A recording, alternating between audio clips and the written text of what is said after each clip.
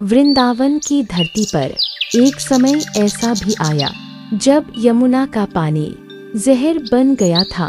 लोग कहते थे, जो उस जल के पास गया वो कभी लौटकर नहीं आया। यमुना के उस गहरे हिस्से में रहता था एक कालिया नाग। उसके फनों पर आग थी, जहर था और घमंड भी।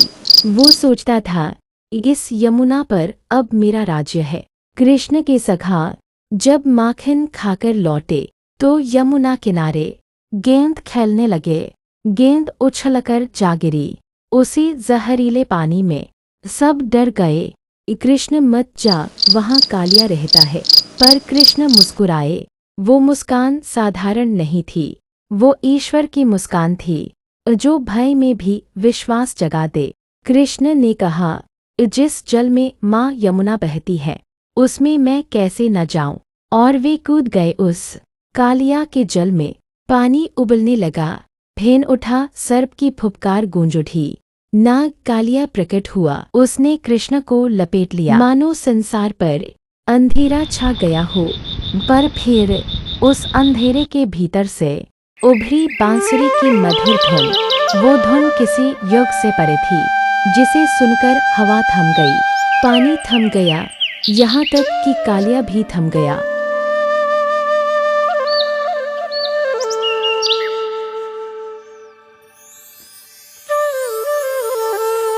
और अगले ही क्षण कृष्ण ने छलांग लगाई कालिया के फनों पर।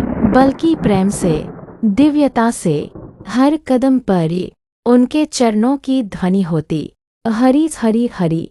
कालिया की स्त्रियां कांपते हुए हाथ जोड़ खड़ी थी।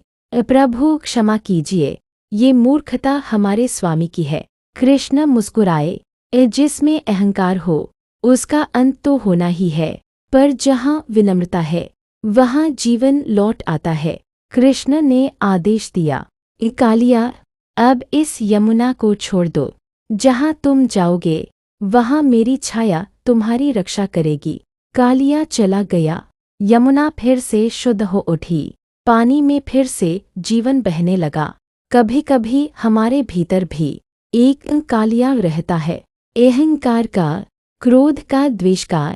और जब कृष्ण हमारे जीवन में आते हैं वो उस विष को नष्ट कर देते हैं, ताकि हमारे भीतर प्रेम और प्रकाश फिर से बहने लगे। कहानी पसंद आई तो एक लाइक जरूर करना और कमेंट में हरे कृष्ण जरूर लिखना।